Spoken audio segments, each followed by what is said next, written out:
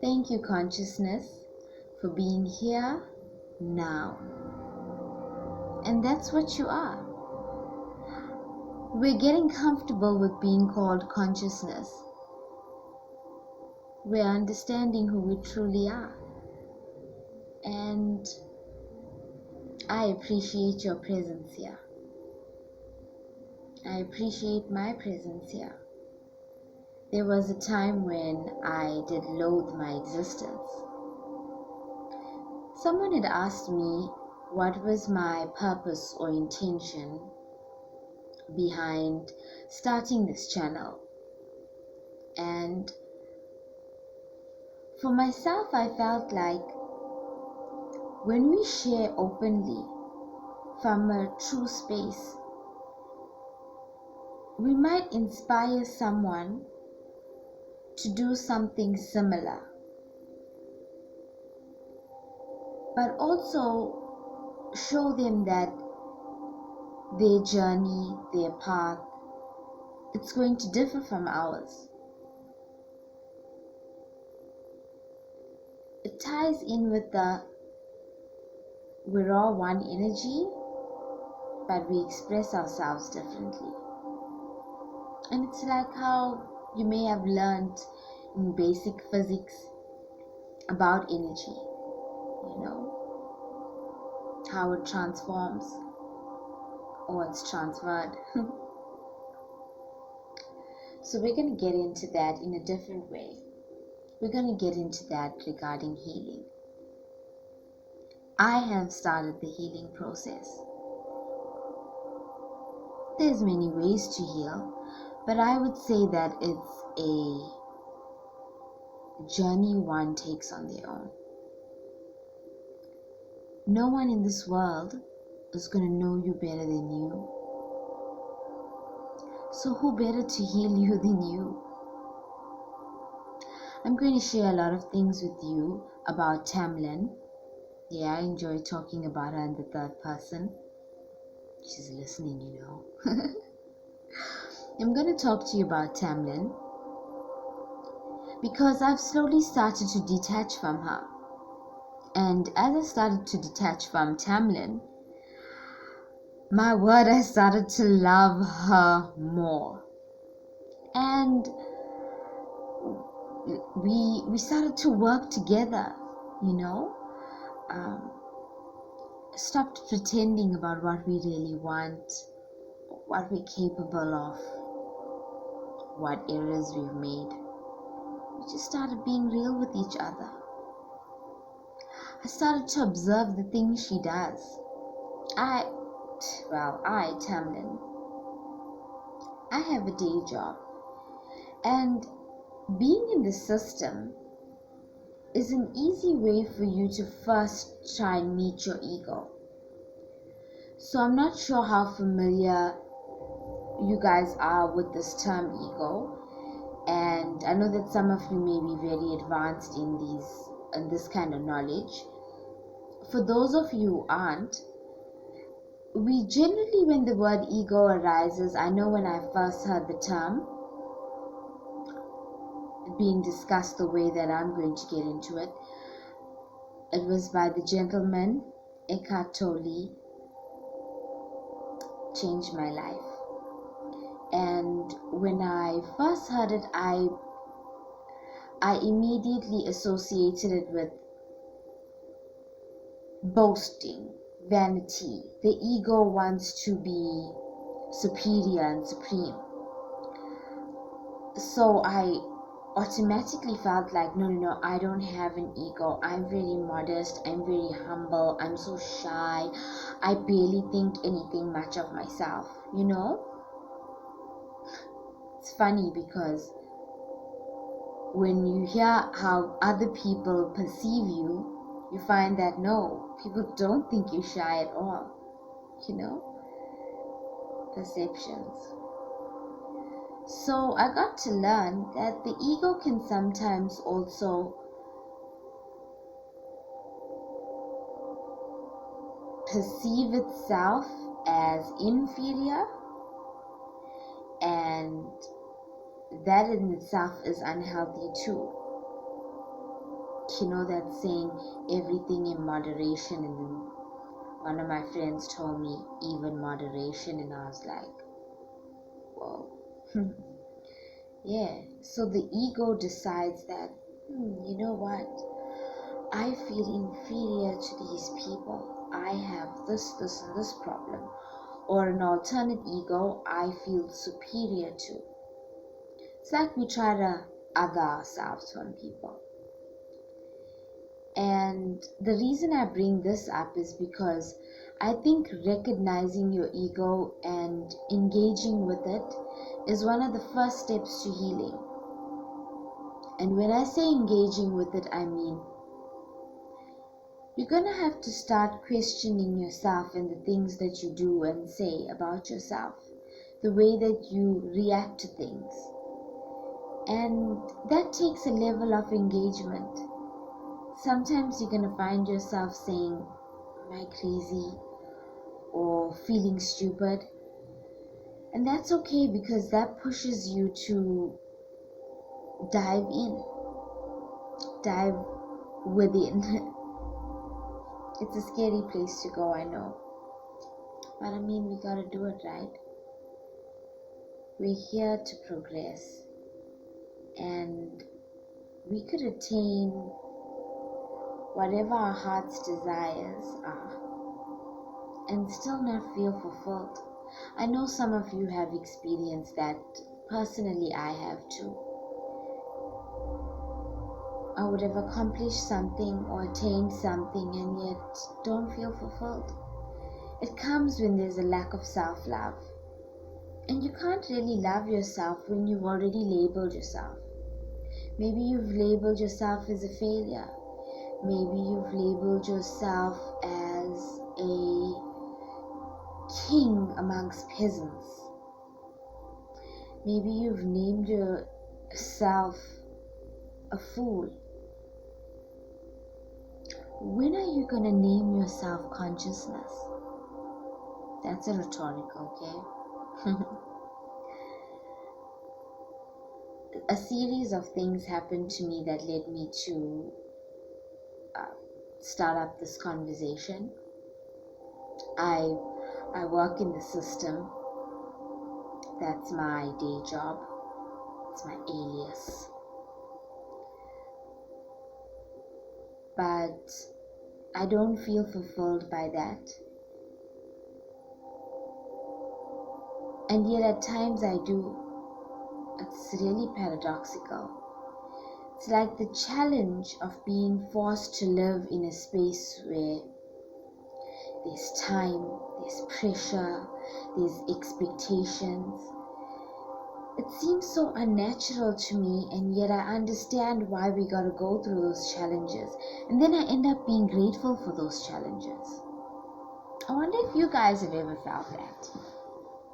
You know, where a part of you is not really happy about something, but then you're grateful for it in a way. That's an interesting thing that we're going to review a bit later. For now, let's just keep this going on. What I wanted to share with you about starting to heal. So there's various steps you can take, and it's not that I oppose, I'm just looking to provide a different perspective. I sometimes feel like you should try to do things trial and error. Or you should do things and they should work to a certain percentage, and then maybe you could revisit them. It's the whole concept of not taking life so seriously. I think it's Eckhart Tolle who says, life is not as serious as the mind makes it out to be. Or something along those lines, and I feel that. For example, what is it like? I'd call it an 8 to 5, 9 to 5, yeah, that's what they call it, 9 to 5. But honestly, I start way earlier. In my 9 to 5, I find myself being forced to put on a certain persona, and it can be exhausting. Naturally, you encounter other people, and yesterday I found myself having a bit of a confrontation with someone that left me drained. I got home and my momentum had been high because my momentum for getting things done had been high because I had recently revisited a Deepak Chopra 21-day abundance challenge. I'm calling it welcoming abundance into my life. So I had done the challenge in October, but I decided to revisit it now and I also did it in May during this whole lockdown, no, in April, during this whole lockdown vibe. But I decided to revisit it now and do it alone. I've eliminated a step in which he says to share it with others, as I've done that already. And I decided to just put the focus solely on me and just be more true to it. I was shocked by the fact that certain activities I had done them now, I think it was 3 times, but I had still not remembered them fully. And I got to just do them from a totally new point. And that was really pleasing for me. So if you guys are looking to tap into the universe's abundance, excuse me, please check it out. So having started this, my energy levels were high. Even though I was getting up in the morning, the meditations, I know that for some of you meditation is frustrating because I think we all have this idea that we have to immediately blank the mind. And for me personally, I don't try to blank my mind. I try to ignore the thoughts in it. And once you can do that, I'm going to tell you something I learned from that same abundance, welcoming that abundance into my life. Sat, Chit, Ananda. It's Sanskrit. It means existence, consciousness, bliss. It's beautiful, right? Basically, that's what we all are. We're all just existing. I like the way I say that. It's like we're doing an absolute wonder. Everything is existing right now. Everything that ever existed, everything that will ever exist, and everything that is currently existing is all existing right now. And we're in this little bubble where we can only experience what we can right now. So this cushion is existing, this being is existing. I'm gonna go and try and grab other things, but I'm a bit lazy. I like speaking to you guys.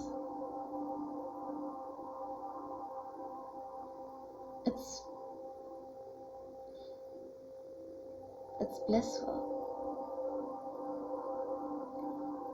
The bliss can come from just being. We're the ones who complicate it. And we're going to get into that. Trying to not complicate things is best done by being present. In this current moment, what do you have to complain about? Be honest. Be honest with yourself because you owe it to you. You know that you are always with you. You know how we're always searching for someone to love us? someone to hold us, someone to be there. And yet we have that someone. And we so totally overlook that someone. And that someone is so whole and complete. And we don't realize it because I don't know exactly if we've been programmed or we've been brainwashed, conditioned. You could say whatever you'd like to call it. For me, I know that that has stopped. I have actively, with true intention, with dedication and effort, started to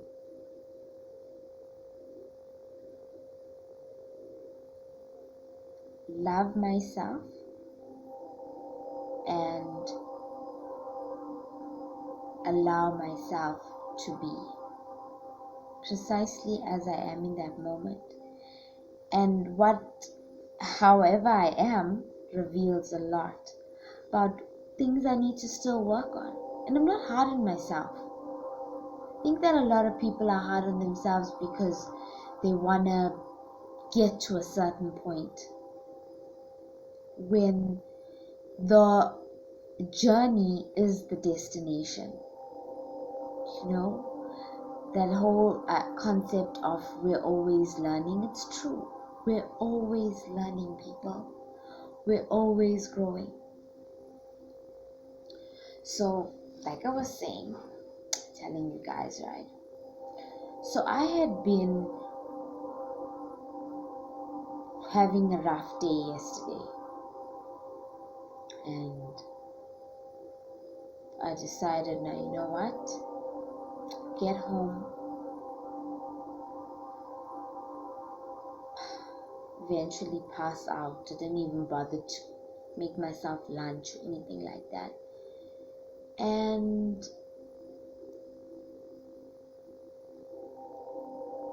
I knew that I had to complete the task for that day of this challenge. So I woke up, did it, kept on putting my alarm on snooze, was just feeling demotivated, de-energized. And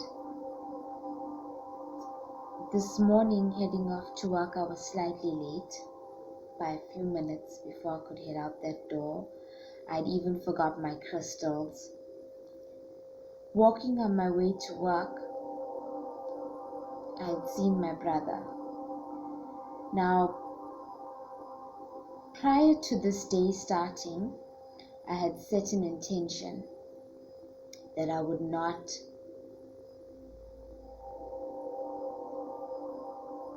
allow a moment in the past to affect my present, that I'll put my energy into bettering me right now, and that I would forgive the person who I had a confrontation with silently. Sometimes you know that you've got to stay away from someone, or they've got to stay away from you for their own health and benefit, and the same goes for you. So I had decided to respectfully keep my distance, yet forgive that person and ask for their forgiveness. You know, try to find an approach that is not my norm, because I don't want the same results, right? I want to grow, I want to progress. How did it work? So I'm slightly late. I walk to work because it keeps up my health, and it's really peaceful. I adore it. And I also challenge myself because, especially now when the mornings are colder, I always try to better my time. I don't even know how many Ks it is, but to me it's quite short. But being a few minutes late, my brother sees me and he stops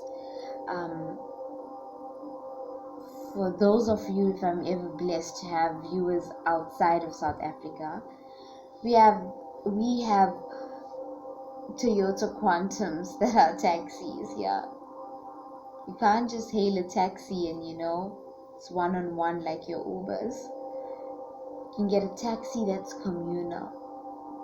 It's fun. I would personally call it our cooler alternative to a train, but anyway, that's just me. I've been accustomed to them from the time I was quite young. So I'd seen my brother and I was so excited to see him. I had not seen him in such a long time. He's not my biological brother. He is my spiritual brother. I'd asked the universe for a brother. Like, I'd always sang this to the universe, like before I even understood that I'm in the universe, as part of the universe. And it gave me many, right? But this particular gentleman has just always, in his own authentic self, been supportive, and he's been the kind of person that he's been the kind of presence that I would deem a brother to be, so I got to see him and I was really happy, and it changed my whole mood for the day, and I kept up that grateful momentum. And then, just to wrap up this whole but quickly get on with other things that I want to say. And then the evening comes, or the late afternoon, and I'm getting ready to go home, and the lift that I usually has is leaving early and I'm not done with work. So I'm like, great, as I say goodbye to the dude, I'm going to be honest, you know how your colleagues, they care about you, they ask you, will you be safe, especially people who don't like generally use taxis or walk. People with cars usually are a bit,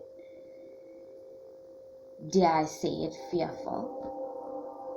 Will you be safe? So I'm going to be honest, I lied, and I was like, yes, I'll get a lift with my brother. Oh, okay, cool, Tam, no problem. I didn't feel guilty at all for lying. I was actually really busy wrapping up something, trying to get home early. So I, politely told the gentleman, yeah, no, I'm cool. And then after it was done though, and he had left and I had completed what I was doing, I said, wow, I'm grateful, because even though it's getting slightly dark, I'm glad, because I haven't had my morning walk. I'd like to have this walk now. I could easily take a taxi, but I'd like to have this walk. Walking up happily, my brother spots me again. I try to look out at the number plate, but there's a light shining on it and I don't see it. Something just tells me, though, approach the vehicle. I knew it was him, but didn't mind know, if you get what I mean.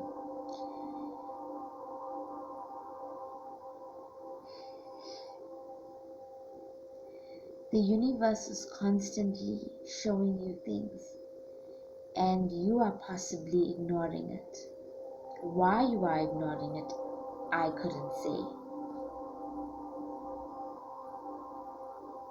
But I think you know. I know why I was ignoring signs. I was preoccupied with my mind. I was preoccupied with thoughts of Tamlin being inferior, of nothing working out for me, of being a failure, of being a problem, of other people being a problem, of being such a victim, of life being so sad. So, although this healing that I'm speaking about is healing the spirit and the soul, I want to share with you one of the things that made me open up in this journey and start being real with myself. In 2009, I had a series of seizures. If you've ever experienced a seizure, you know that it can be quite terrifying, because a part of you knows that you're fine, you've come out of it, but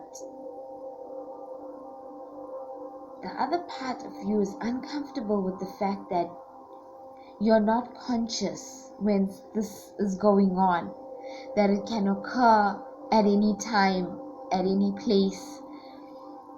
What may happen to you? How do you look? I know it's happened like in front of people. So, I mean, you can imagine that your self-esteem decreases. I would even think like, no, you know what? I'm not like marriage or mother material, because what if I have a child and I now give this child like whatever it is I have? I had been treated for epilepsy but not diagnosed for it. If you understand that, it's like basically they do a couple of scans and so on, and then they tell you, well, your brain activity seems fine and you don't have this, but to safeguard ourselves, the hospital and so on, and I understand that, we're going to give you this medication. And taking that medication for quite a number of years, I believe it was 3 years in total. Yeah, 3 years. Taking that medication for 3 years, it was steroid based, it affected my moods, it affected my weight. I knew that something had to give, you know? You listen to alternate things, and I can remember being introduced to this gentleman, David Icke. And the things David Icke was saying resonated with me. A lot of things I didn't understand at the time, I needed to research, I needed to engage with it alone, listen more intently, and I did.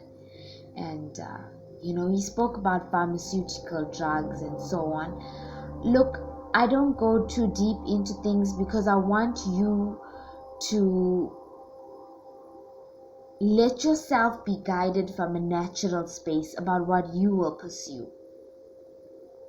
You may want to pursue something that I may have spoken about,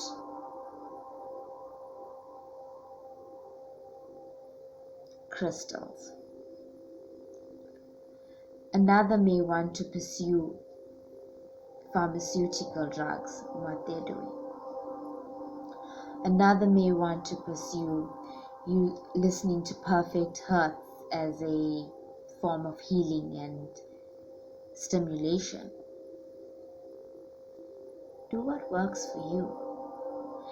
I'm here as your friend, even though some of us may have never met, even though you may not even have liked me, or I may not have even liked you.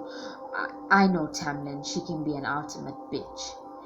Like, you don't have to tell me about her. But as someone who cares about you, and I need you to know, sincerely loves you as consciousness. Don't need to love the ego or know your ego. You've come to know Tamlin, maybe through those videos, maybe through my Facebook page. You could, whatever energy you put out to her, that's okay. Basically, whatever you see in her is just a mirror of you, and whatever I see in other egos is a mirror of me. It mind fucks me when I think about it. It's actually beautiful, because it kind of also humbles you. Makes you realize that all this labeling that you do to another is not really beneficial to you. But you do it, right? We all do. We all get caught up in that labeling.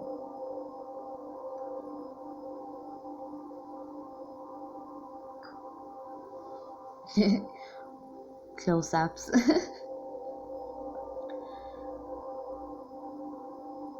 There's so many forms of expression out there, yet we want to mimic one another. Because as a collective, we determine what's valuable. But you know, it's a bit deeper than that.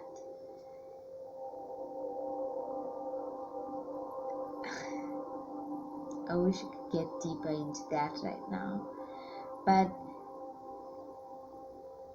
for the sake of keeping this about us and keeping this on a simple path, you know, just about you, trying to be a better you, trying to see yourself as connected to things, trying to feel that energy. Could you do that for a second? Could you put your palms up?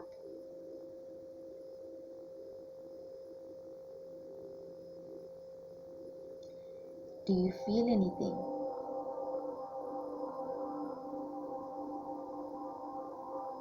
Even the slightest tingle? Maybe you're concentrating on how my palms look. Maybe you feeling stupid doing this. Maybe you don't know what to make of all of this just yet. That's okay. Tell yourself where you really are. That's what I do.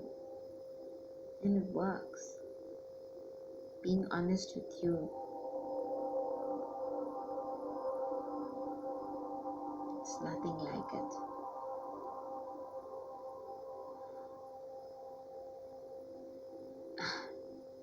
This healing process is very much boosted and supported by gratitude. I'm sure you all have heard of gratitude. Thank you. Being grateful. Gratitude has changed my life. I will promote for free the gratitude app. It changed my life. Oh, I'm looking around for my phone to show you the gratitude app, but I'm videoing this on my phone. People.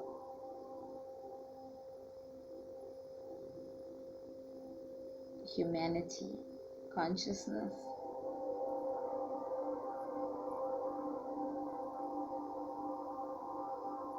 One of my colleagues gave me a rosemary to plant in my little balcony garden that I have. And I thought, you know, plants, they're so amazing. Possibly, although I don't like to compare because I understand that each of us as forms of consciousness have our own way of being. The way of being of plants